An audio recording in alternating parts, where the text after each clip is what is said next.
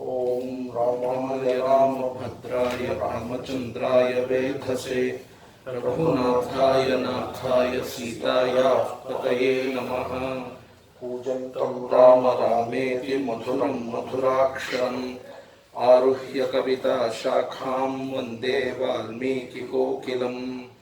मनोजवं मारुततुल्यवेगं जितेन्द्रियं बुद्धिमतां वरिष्ठं वातात्मजं वानरयूथमुख्यं श्रीरामदूतं शिरसा Namami.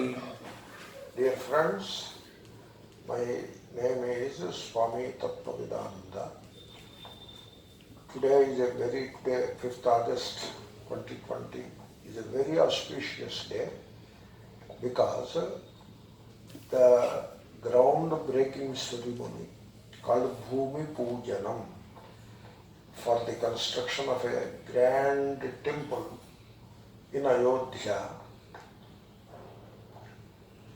was performed today by our beloved Prime Minister Shri Narendra Modi ji. Now I will share a few thoughts with you about Rama and Ramayana. Ramayana is the epic, the most sacred, important and the ancient epic of human history itself. And it is interesting to note that Ramayana is a story of love. If you ask the question, why Ramayana is so popular all around the world, through all generations of human societies, the answer is because it happens to be a story of love. The love of Rama and Sita towards each other. So Rama is the embodiment of love for Sita and vice versa. Hanuman in Sundarakanda, he makes an interesting statement. Asya devya manastasmin tasya chasyam pratishthitam. He says, the mind of Rama is established in Sita and vice versa. The mind of Sita or the thinking of Sita, the focus of Sita is established in Rama. Teneyam sacha dharmatma muhurtamapi jivati. He further says, because of that love, that feeling of love, here she is still alive and there Rama is still alive. Therefore it is love. Another, the corresponding Sanskrit word could be Ananda. Ananda in its expression is called love, prema. And it is Ananda which keeps a person alive, male or female. So this is the love between Rama and Sita that makes Ramayana the most popular epic in the world. Therefore, Ramayana is a story of love. And a story of love never fails to touch a chord in the human heart. This is one thing which we have to note. Then, when I say Ramayana is a story of love, many people may be wondering what kind of love it is. Rama has abandoned Sita in the forest. And also, at the end of Rama-Ravana war or battle, in which Ravana was slain, Rama demands a proof of her virtue. And she has to prove her virtue by entering into the fire. Agni Pravesha, Sitayaha Agni Pravesha. And then, as I already said, Sita being abandoned in the forest. What kind of love it is? It sounds a bit ridiculous or contradictory. Okay, it is an epic, it is very ancient and highly esoteric and supernatural, therefore it is so. If you say that, then people will nod the head and move along. They don't want to enter into a controversy about it, because it happens to be very pious, and so why should we make a controversy about a pious epic? That is how people keep quiet. But this lingering doubt will always be there, especially in modern societies, where the science has grown to a point where people start thinking. This doubt is always there. And it is my experience, whenever I try to chant Ramayana or expound upon Ramayana, invariably I will have to answer a question or two about these two issues of Sita Agni Pravesha and Sita being abandoned in the forest. In fact, whenever I say it is a story of love, immediately these two questions will certainly come. Suppose I say it is a story of victory of good over evil, etc. These two issues may not come to the fore that much. But when I say it is a story of love, then these two issues come to the fore. So now I take this occasion to answer these two issues. So I am answering in a scientific and rational way, which is shown by many scholars, academic scholars and other scholars who have done wonderful research on Ramayana, the linguistic scholars and other scholars of this epic Ramayana. They have done wonderful research and they have given us the answers to these questions. I am only repeating those answers. Number one, Uttarakanda, in which we have the story of Rama abandoning Sita in forest, is not part of Valmiki's original Ramayana. Ramayana is a huge epic. It has 6 volumes, only 6, not 7. The first one is Balakanda, then Ayodhya Kandaha. Kandaha is a volume.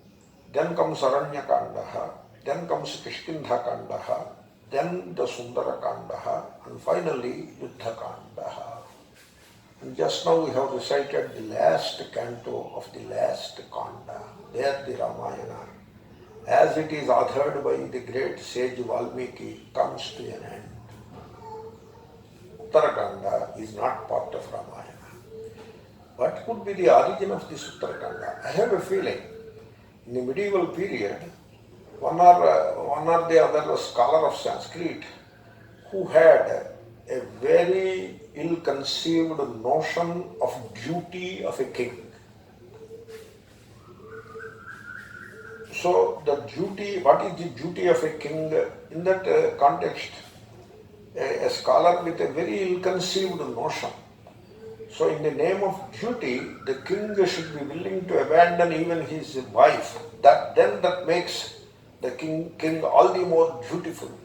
This kind of a very ill-advised or misconceived notion in a very feudalistic, patriarchal, medieval context, social context, some scholar who was driven by this notion has spun this volume called Uttarakanda, and instead of putting his name to it as a story written by a person, instead of doing that, he has made it an appendix or a or one more volume of the Ramayana. And so it became popular that way. And so the society was driven by such misconceptions or ill-advised notions, and therefore this silly story or this horrific story of Rama abandoning Sita in the forest gained currency that way. It is a most unfortunate twist in the Hindu epic literature. Hinduism has to face a lot of disrepute because of this kind of extrapolation to the great epic. Ramayana is the very foundation of Hindu ethos, And that foundation was corrupted by this extrapolation. And so I made this point very clear in very unambiguous terms so that people will pay attention to this. You study the literature, you delve deep into the issue and satisfy yourself of the veracity of what I am saying. That is number one. That is the extrapolation of Uttarakanda. Then number two, the interpolation of Agni Pravesha episode in Ramayana. So Rama wants Sita to prove her virtue. This is also a notion, a very misconceived or ill-conceived notion of an obscurantist, patriarchal scholar. So he felt that by putting this kind of a story in which Sita enters fire to prove her virtue or chastity to Rama and comes alive, so that kind of an esoteric story full of a miraculous event that will enhance the glory of Sita or Rama or both or the epic, very ill-conceived notion it is. Another scholar has got this kind of a notion, or maybe the same guy who wrote that Uttarakanda has got this notion. And therefore this Agni Pariksha at the end of Rama Ravana battle is an interpolation. Now you look at Ramayana without this interpolation and without that extrapolation. Now the love of Rama and Sita comes out as the most fascinating and most enticing aspect of human existence as it is presented by Valmiki in this great epic Ramayana. That love is described by a great poet as Advaitam Sukhadukkhayor Anugatam Sarvasvavasthasu Yad. The love which is established in the oneness between two hearts. Physically they are separate, but in spirit they are one, that Advaita. Therefore they are one in prosperity and they are still one even in adversity. That is the kind of love that Rama and Sita have towards each other. And the poet has put it, those who can study Valmiki Ramayana can see the glory of that love of Rama and Rama towards Sita and vice versa. This is one thing which I wanted to highlight on this auspicious occasion. Then, Rama is known for his perfection as a human being. Rama is a perfect human being. In human existence, if you want to see any perfection anywhere, then you refer to Rama. There you will find the perfection of all human existence. Entire humanity, the perfection of the entire humanity can be discovered in Rama. You see, human life or human existence is always in terms of relations. A human being exists in relation. Human life is possible only in relation. Relation to what? Relation to physical things and relation to people around. You call it family or society. So in relationship, in relation, you find perfection. So Rama's relation to the things of the world, you find perfection. When he was asked by Dasharatha to go to forest for 14 years by giving up the claim for the throne, what Rama did, he walked away without complaining, with a smile on his face. He went as if he was going for a honeymoon. He went away to the forest. He so readily gave up his claim over the throne that everybody was stunned. So while going away to the forest, you know what he did? He collected all his personal belongings. He was living in a palace because he was the crown prince of the empire. Dasharatha was the emperor and he was the crown prince, living in a palace. And now he has emptied that palace of all its content, of all the valuables, gold, clothes, and other valuable items, you name it, whatever was in that palace was taken out and was donated to the people of the city. People carried away.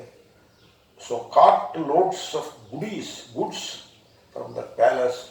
Within 1 hour, the palace became empty because they are all personal effects of Rama. And then once he saw that the palace has become empty, he walked away. He was not putting locks and all that so that when he comes back, everything will be in good shape. So that is the kind of relationship he had towards the physical things. So here we do not explain that context as Vairagya as much as we do in the Vedanta text context, but there cannot be any example for Vairagya better than this. Rama was the epitome of dispassion. That is how his relationship with the physical things was. That is the perfection that you observe in Rama. Then Rama in relation with the other members of the family. Lakshmana, Bharata, etc., his brothers, his relation, his love in that brother towards his brothers, his perfection in the context of that brother relation is something amazing. In fact, they were his half brothers. They were not they were not blood brothers from the mother's side. They were half brothers. But still, in the society we see the brothers, blood brothers, the children of the same parents, the brothers fighting with each other for the sake of money, gold, landed property, etc. We come across such scenes very often. Now compare that situation with Rama's situation where he has such a tremendous love towards Bharata, his half-brother, and Lakshmana, another half-brother. Lakshmana was a brother who was all the time around him, and Bharata was the brother who was always away from him. But his love towards both these brothers, one who was around him and one who is away from him, is the same. And if you read the epic, you will understand the glory of that relation of brothers. If you want to see a perfection in the relationship of brothers, go to Ramayana. Then the relationship of a son towards father, you want to see a perfect relation, go to Ramayana. The devotion of a son to his mother, you want to see it, go to Ramayana. The relation of a person to another friend, the relationship between two friends, if you want to see a perfect friendship, go to Ramayana. There you have a perfect friendship between Rama and Sugriva. Perfect friendship. There cannot be any friendship better than that kind of friendship. So, towards a friend, Rama's love is perfect. And then, finally, relationship towards the adversary, the enemy. There is no enemy. The word enemy is too harsh. The adversary, Rama's adversary, the worst possible adversary is Ravana. You see how Rama looks at Ravana. So he says to Vibhishana, hey Vibhishana, a battle was forced upon me, and I was expected to respond, and therefore I have responded. Otherwise, I don't have any ill will towards Ravana. You see, in history, you find a few examples where these great heroes, they fought battles without enmity in the heart. One is Rama. He fought a battle with Ravana and he has slain Ravana in the battlefield without enmity or ill will towards him. He tells Vibhishana, hey Vibhishana, Ravana is as much a brother to you, elder brother to you, as he is to me. That is what he says. Yatha tava tatha mama. Nivurtam nah prayojanam. I was obliged to slay him in the battlefield. That was the context and that was the duty, that was the dharma. But otherwise, he is like an elder brother to me. That is what he says. That is one example, the most ancient epic. The second example, the Mahabharata. Dharmaraja fought a war stretching over a period of 18 days, a big war against Duryodhana, without ever entertaining an iota of bad feeling towards Duryodhana. Duryodhana could reverse the whole battle or war by just saying showing a little goodwill to Dharmaraja at any time. The same thing in the Ravana case also. Ravana could reverse the whole situation in his favor by just giving up Sita at any part of this entire episode. They never had any ill will towards the so-called adversaries. There are no enemies, there are only adversaries. And you have to respond to the adversary as per the situation imposed by the adversary. That is how they looked at adversary. There are no enemies. Then that is the second example. A third example probably I can give. President of United States of America, Abraham Lincoln, he fought a civil war against the Confederate States without entertaining an iota of hatred or enmity or ill will against those states. He was like Dharmaraja, Ajatashatru. He doesn't have any enemies. But then the Dharma demanded that he fight these Confederate States and put them down and establish the Union. For that reason he fought them without having any ill will. So these are the characters. Rama is a perfect adversary, an adversary who responds to the ill will, to the injustice, without entertaining ill will. That kind of a perfection. Even towards even in a relation with an adversary, you find it in Rama. In fact, Rama was praised by one of his adversaries, that is the Maricha. There is a popular expression coming from Ramayana, Ramo Vigrahavan Dharmaha. Rama is the epitome of righteous conduct. He is the righteous conduct having taken the shape of a human being. That is what he is. And this is the eulogy mentioned or told by Maricha about Rama. Maricha is not Rama's friend. Maricha was an adversary to Rama.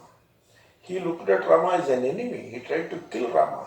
But in the process, he was killed ultimately. But he had all the praise to Rama. In fact, he was obliged to say, Ramo Vigrahavan Dharma.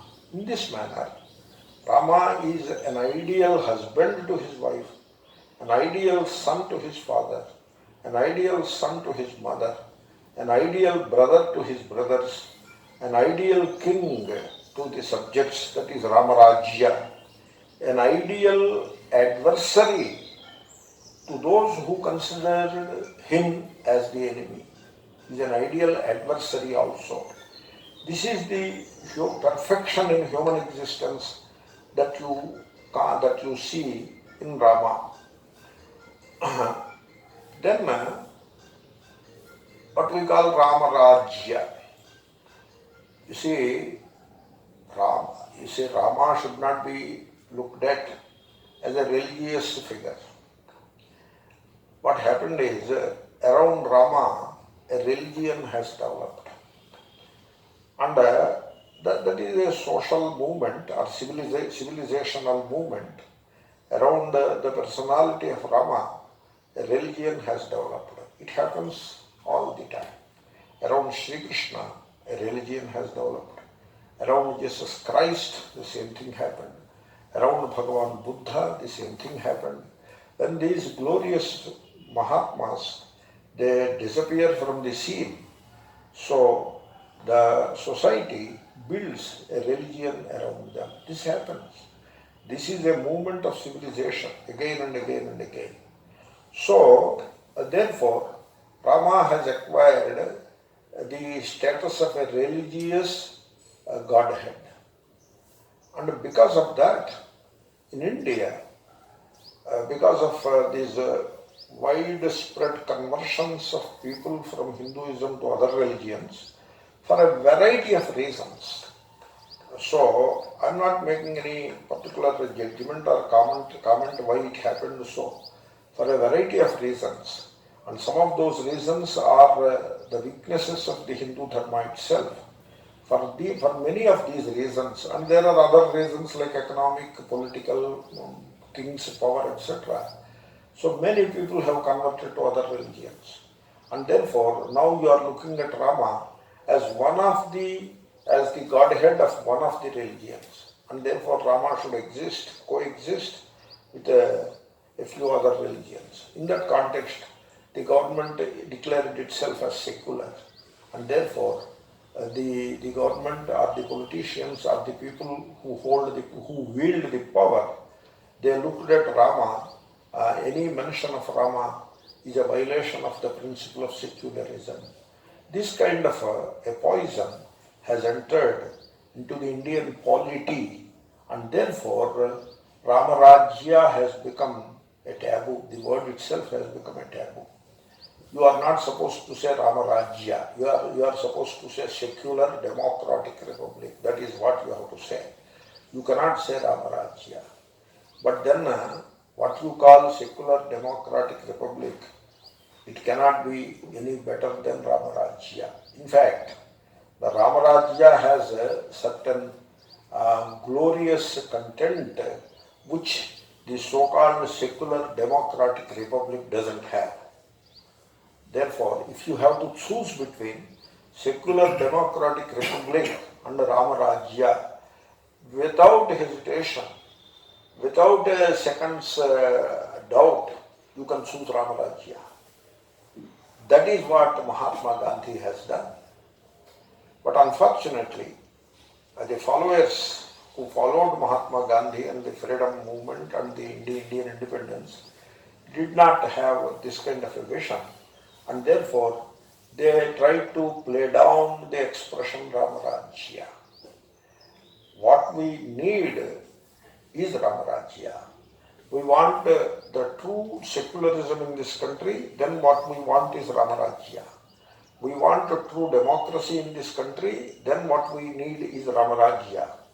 We want the social disparities to be reduced and ultimately to be got rid of, then what we need is Ramarajya.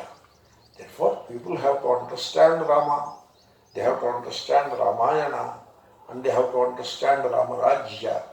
Their thinking and their vision should not be clouded or should not be misled by this notion of secularism. And therefore, people have to think about Ramarajya. Finally, for devotees, Rama is Upasya Daivam. So we worship Rama. I am not talking of just physical worship alone. I am talking of the mental worship. Really speaking, the physical worship is an extension of mental worship. You should know that.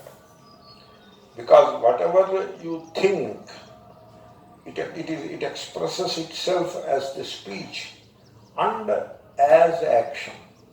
Therefore, when you are worshipping Rama in a physical sense, that worship, that physical act of worship has its origin in the Sankalpa.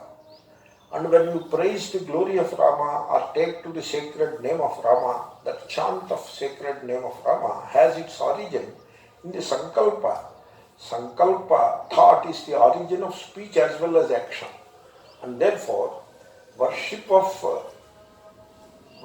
the level of Sankalpa is called Upasana.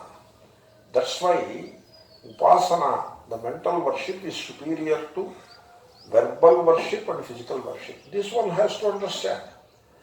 We should not think that the physical worship is superior to mental worship.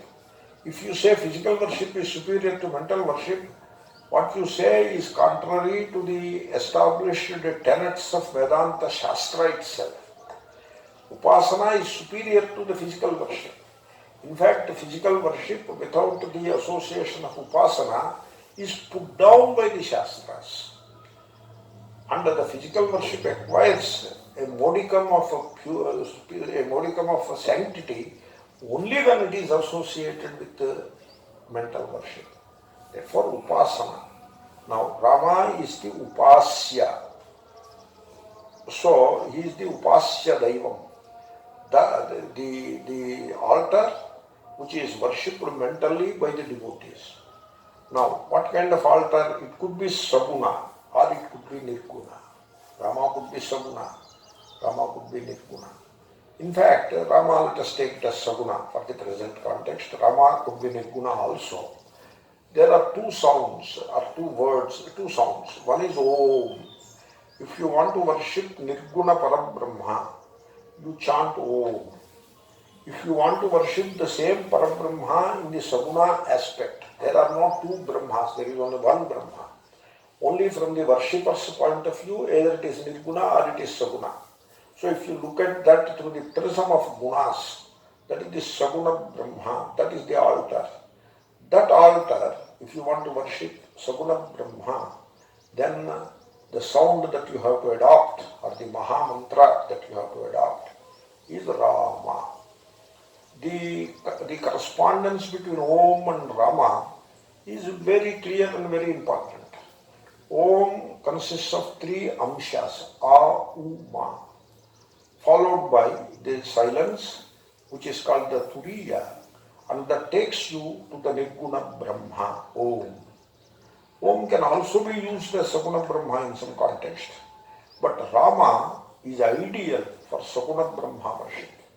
In Rama also there are three parts, Repa, and then A, Dirgham, and then Makara, Ma, not Ma, Ma, Sanskrit, you know. So Rama, that becomes an address.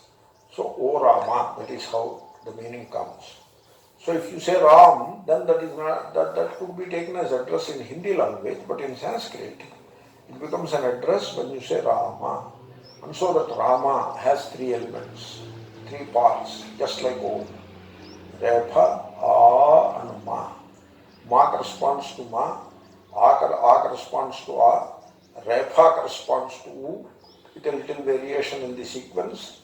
Rama is the Saguna counterpart of Om, the sacred Vedic sound. Therefore, when you chant Om and merge in the ensuing silence, in the process you merge in the Nirguna Parabrahma itself, which is abiding in your heart as the Atma. The same thing can happen when you chant Rama with the same kind of focus and love and devotion. You have to chant with love. When you do that, as the Repa and Akara and Makara end, the sounds, the three sounds end, and there ensues the silence. In that silence, you merge in the love for the Godhead, which is within you, because Rama is the epitome of love, and therefore Rama has the sacred chant Rama has the same status as the Vedic chant Om. On this grand occasion of Bhumi Pujan in Ayodhya, I do remember in a nostalgic way one or two things. So now I turn a little personal, please bear with me.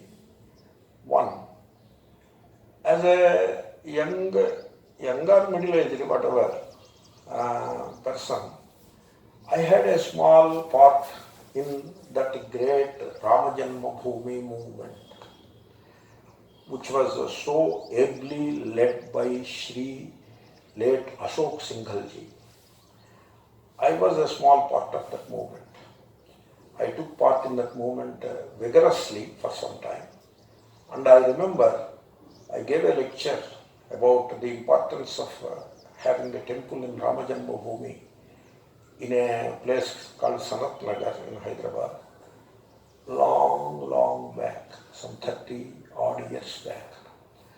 And on that day, when I was coming back home, I was wondering, will I ever see this Rama temple happening there? Because there seem to be insurmountable obstacles to that grand dream.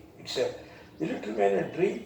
Maybe it will happen in the next generation. It may not happen while I am alive. But lo behold, it has happened even in my own lifetime. That is one nostalgic memory. Secondly, I was in Pennsylvania and Pujya Swamiji came to Pennsylvania. And then Shri Ashok Singhalji came to Pennsylvania and he wanted to pay his respects to Pujya Swamiji, take his blessings. And so he came to visit Pujya Swamiji. And then I was busy with some satsang or whatever. Pujya Swamiji sent a message to me to come at once. So I left what I was doing and rushed. And there, to my pleasant surprise, I found Shri Ashok Singhalji. And then I proudly remember, Pujya Swamiji has introduced me to Singhalji. Singhal Sir, here is our Swami TV, who is a participant in the Ramajanmabhoomi movement. That is how Pujya Swamiji has introduced me to Ashok Singhal. Then Ashok Singhalji asked me one or two questions and then I have replied to that. Then he embraced me and said, I am glad to meet a person who participated in that grand movement in Pennsylvania, of all places. Therefore, this is another nostalgic memory that I had in mind. And so this dream of a grand temple at the place of Rama's birth, that dream is fulfilled today. In those days I was wondering when this will happen. There was a little anxiety also, will it ever happen? But then there is a prime mover above all of us. And nothing can ever happen without the will of that prime mover. I would like to say, allowed to say, even a tiny ant cannot take a step forward unless there is the will of that prime mover behind that movement. Therefore, that prime mover delayed this Ramajanmabhoomi happening. The prime mover, we cannot understand the will of that prime mover, why things happen the way they happen. And therefore, I feel today that probably that prime mover willed that this occasion should happen through the hands of our great Prime Minister, Karma Yogi Prime Minister, Shri Narendra Modi ji. So in Telugu, it was said Bhagavatam was waiting for Potana to be translated. Till then, everybody translated everything else but not Bhagavatam. Why it so happened? Because it was waiting for Potana to take birth and grow and become a poet. Similarly, Ramajanmabhoomi could have happened long back. When Singhalji was alive, it could have happened. When Advaniji was Deputy Prime Minister, it could have happened. It did not happen. It was just waiting there. What we considered as obstacles in the way of Ramajanmabhoomi movement, they were not obstacles. Probably they were blessings, because the whole thing was waiting for Shri Narendra Modi ji to come forward and do it. That is the will of the prime mover. And so we have to bow our heads before that will and rejoice this grand occasion when Shri Narendra Modi ji, what a devotee he is. When you look at him today, you are looking at a Rama Bhakta, you are not looking at a Prime Minister. That is the impression he gave. And so, a Rama Bhakta who happens to be a Rama Bhakta first and last, and also happens to be a Prime Minister in the line of duty, it is so much in the fitness of things that he is the one who has inaugurated or who has done the Bhumi Pujan. And so let us all rejoice, irrespective of caste, creed, race, religion, region, nationality, rising above all these divisions. Every human being has reason to rejoice this grand occasion. Harihi Om Tat Sat. Shri Krishna Arpanamastu.